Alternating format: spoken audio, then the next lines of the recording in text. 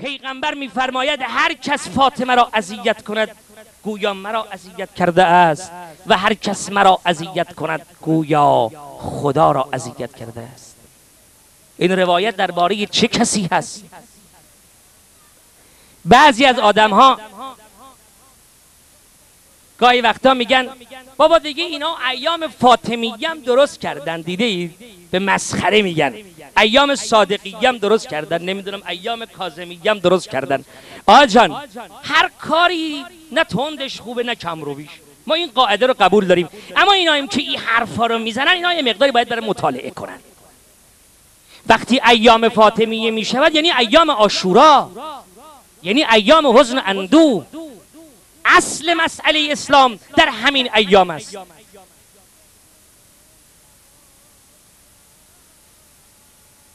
فاطمه پاره تن من است. این روایت براتون بگم کیف کنید. ببینید ما پیرو به چه خانمی هستیم، چقدر عظمت داره. اونقدر این روایت مهم است که من وقتی خودم بهش برخورد کردم داشتم می نوشتم گفتم عجبا تفسیرش چیه، ما که نمیفهمیم. بزرگانم بیاین همه کنار هم بشینن، تمام دانشمندان به یک طرف، فاطمه هم به یک طرف. شعر معروفش رو خونده اید. این روایت رو براتون بگم کیف کنید، برات مصیبت بخوانم. خیلی خلاصه است. نوشته وقتی فاطمه می آمد پیش پیغمبر، یه دختر وقتی میاد پیش باباش چیکار میکنه؟ ما دستور داریم که اگر دختری آمد پیش باباش، دختر خم بشه دست باباشو ببوسد، احترام بگیره. بابا وارد میشه، دختر تمام قد پیش باش بلند میشه. آی جوون ها احترام باباهاتون رو بگیرید، احترام مادراتون رو بگیرید، خیلی مهم است. اما این قاعده درباره فاطمه و پیغمبر برعکس شد. تمام حرف من اینه.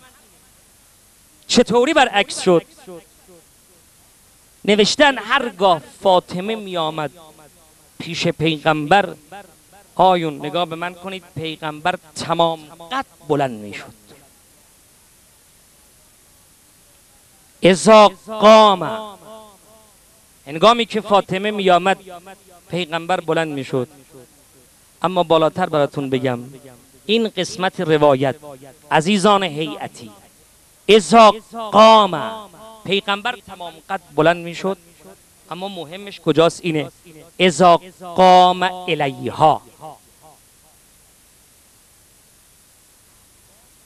پیغمبر تمام قد بلند می شد نه، بلکه چند قدم به سوی فاطمه می رفت.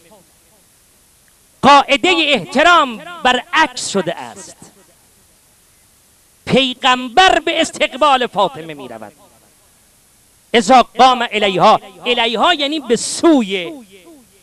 بالاتر براتون بگم آیون پیغمبر وقتی میرفت به فاطمه نزدیک بشه، این دستشو به سینه اش میگذاشت. حتی در روایت داره پیغمبر خم میشد سینه فاطمه را میبوسید.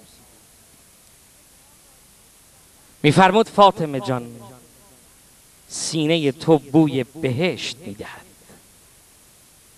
علامه امینی رضوان الله تعالی علیه چه قشنگ میگه نه تنها سینه فاطمه بوی بهشت میده، بلکه بهشت بوی فاطمه میدهد، بلکه بهشت بوی فاطمه میدهد.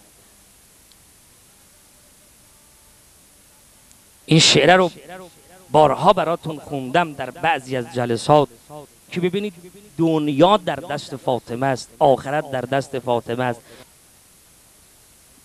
مرحوم کمپانی این شعر رو میگه، من خیلی از شعر شعرا رو گاهی وقتا مطالعه میکنم، بسیار جالبه. همه شعرا زحمت میکشن، شعرهای قشنگی هم میگن، اما این شعر فرق داره.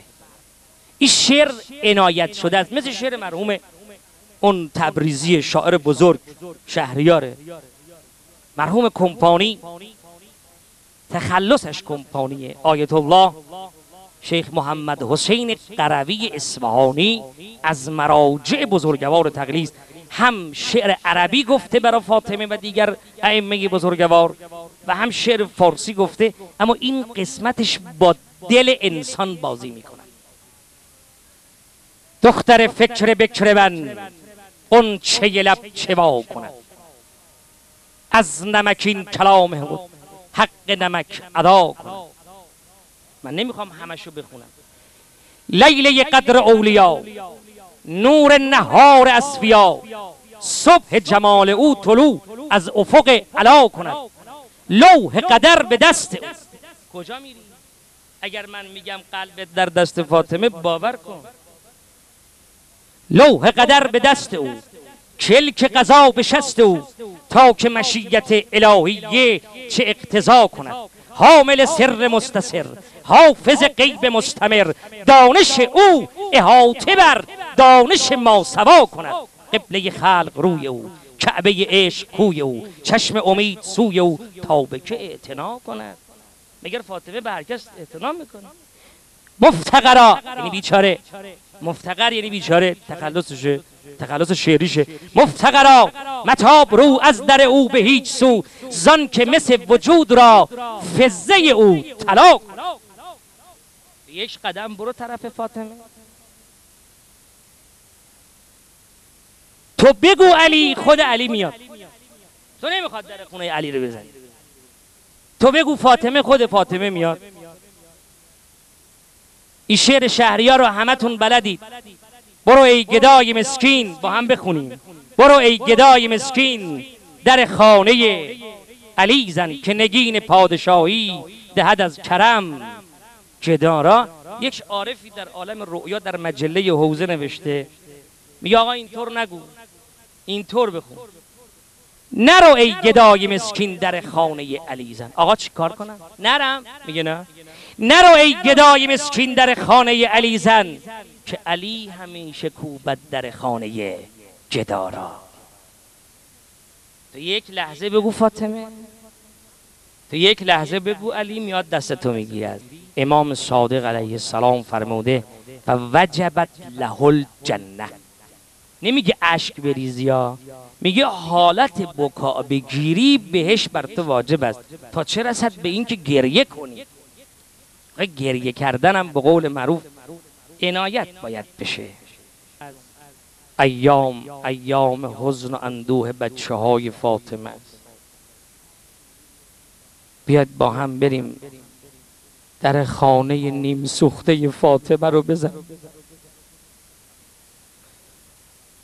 دوست دارید مدینه برمیشی به سوی قبرستان بقی میری، از این پله ها که میری بالا اصلا یه حالی داره انسان. من سال گذشته همین ایام دعاگوتون بودم، یک نفر رو دیدم آیون یه شال سبز به گردن انداخته است. فهمیدم که از سادات است، پسر فاطمه است. دیدم کفشاشو در آورده به دست گرفته. نگاه به همه کردم، دیدم کفش پاشونه. گفتم فلان چرا کفشاتو در آوردی؟ گفت میدونی این همه راه از ایران اومدم تو قبرستان بقی، میخوام قبر گم شده مادرم زهرا رو پیدا کنم. راه نمیبرم، میترسم پامو بگذارم با این کفشها روی قبر مادرم، لذا این کفشها رو در آوردم. آماده شدید برات مصیبت بخوانم؟ به خدا امام زمان من و شما رو میبینه. اینو قسم خوردم آی جوونا دورتون بگردم، باباها، هیئتی های عزیز، کنیز های حضرت زهرا. خود حضرت زهرا بگه وقتی روزه من خونده میشه تمام بچه هم میاد. امام حسن میاد، امام حسین میاد، امام زمان میاد، شوهرش امیرالمؤمنین میاد، همه میان، حتی پسرش ابوالفضل هم میاد. علی اکبرم میاد، علی اصغرم میاد، خود خانوم همه دوستش دارن دیگه. تو این جلسه ای که به نام فاطمه است، وای به او دلی که نشکند.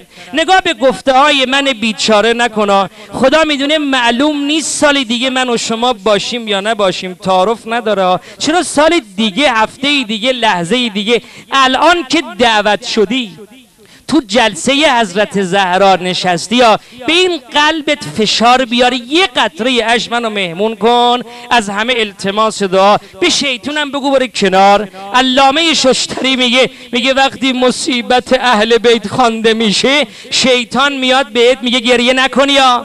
برای چی گریه میکنی؟ اما به این شیطان بگید بره کنار، یک لحظه بگذار با چشم دلم امام زمان رو ببینم.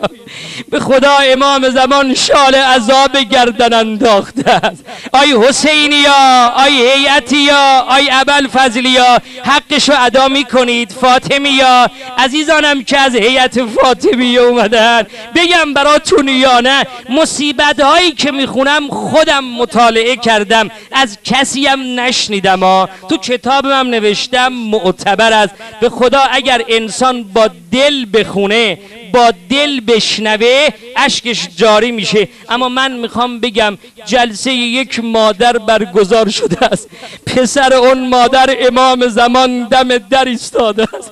آقا جان من فدای اون شالت بشم، آقا جان من فدای اون امامه سبزت بشم، آقا جان من فدای اون خاله هاشمیت بشم. آقا جان اینا دوست دارن دیگه. اگر اومدن اینجا در این دل شب این بزمو برگزار کردن، اومدن بگن این ایام آقا آجرک الله، آقا در مصیبت مادرت زهرا تسلیت عرض میکنیم. بگم براتون یا نه، این روزه رو من بمیرم چقدر فاطمه مظلومه است. اسما خودش نقل میکنه، میگه بنابر نقلی روایت این چنینه، میگه دیدم امیرالمؤمنین تنهایی وارد حجره زهرا شد، به به صدای نالهاتون رو آزاد کنید. امام صادق میگه وقتی روزه مادر ما زهرا خونده میشه مثل زنها بلند بلند گریه کنید، خجالت نکشید. میگه من رفتم از روزنه در نگاه کردم ببینم چه خبره، میگه دیدم امیرالمؤمنین با این کنده های زانوش همینطور آرام آرام رفت کنار بدن زهرا. به به دلت شکست دا. امام زمان یک نظری به این مجلس بیریا، میگه دیدم سر زهرا رو به دامن گرفته، زهرا در مرض بیهوشیه. میگه دیدم این روپوش رو کنار زد، اونقدر علی گریه کرد که این اشک‌ها روی صورت زهرا ریخت. یه وقت زهرا چشماشو باز کرد، دید علی مظلوم نشسته است. میدونید چه کرد؟ آی سادات مجلس، آی بچه های فاطمه، آی مدینه رفته ها و نرفته ها، بسم الله، آی کنیزای حضرت زهرا، به خدا زینب دختر شما رو میبینه. بگم براتون یا نه، دل امام زمان رو نمیخوام به درد بیارم. اسما میگه دیدم این اشکا ریخ روی صورت زهرا، زهرا چشماشو باز کرد من بمیرم. میدونید چه کرد؟ یه وقت این دستشو از زیر روپوش آورد بیرون، گذاشت روی گونه های امیرالمؤمنین، این اشکها رو داره پاک میکنه، آه داره میماله به پهلوش. یه وقت صدا زد زهرا جان این چه کاری انجام میدی؟ جمله ختم منو انشاءالله چنین جلساتی مدینه، بگم براتون دلتون میسوزه. امام زمان معذرت میخوام، آجان این قلیل توسلات رو از این دست و جمع قبول کن. آقا اینا دوست دارن که اومدن تو این جلسه. یه وقت صدا زد علی جان بابام پیغمبر فرمود اشک چشم مظلوم شفاست. هر کس عاشق زهراست این دستاشو بیاره بالا، دیگه دعا نمی کنم برگ گذشته است. بیار بالا دستتو، بیار بالا، خجالت نکش ها، به شکرانه سلامتی که خدا بهت داده این دستتو بیار بالا، بیار بالا. ای جوونا فداتون بشم، بیارید بالا. هر چی زهرا رو دوستش داری 3 مرتبه بلند بگو یا زهرا.